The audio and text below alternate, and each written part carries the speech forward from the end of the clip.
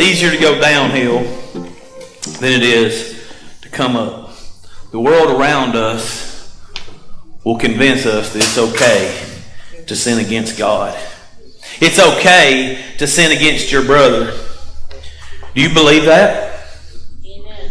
Do you believe that the world around you right now makes it so easy for you to sin against God and sin against your brother?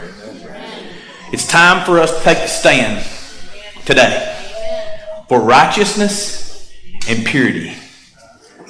It's time for us to take a stand today for righteousness and purity. But you have to be willing to run. You can't just do it. You've got to be willing to run. I don't want you to raise your hand here, but how many people today know that you're living in sin and you're struggling to run from it? Don't raise your hand. But I want you to meditate on that for just a second. I want you to know that God knows that you are. And I want you to know that God just wants you to acknowledge Him. Are you really diligently looking for a way out?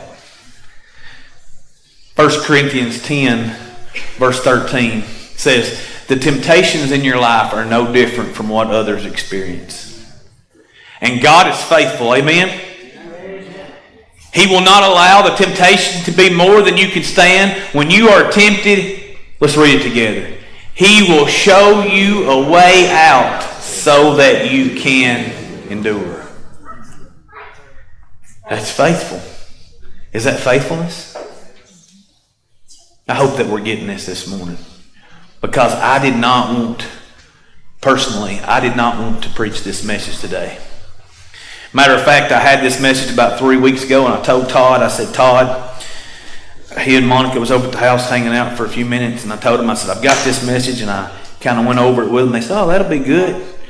And I was like, yeah, all right. So, but then today on Mother's Day, like this is supposed to be like for you mothers, this is not what you asked for.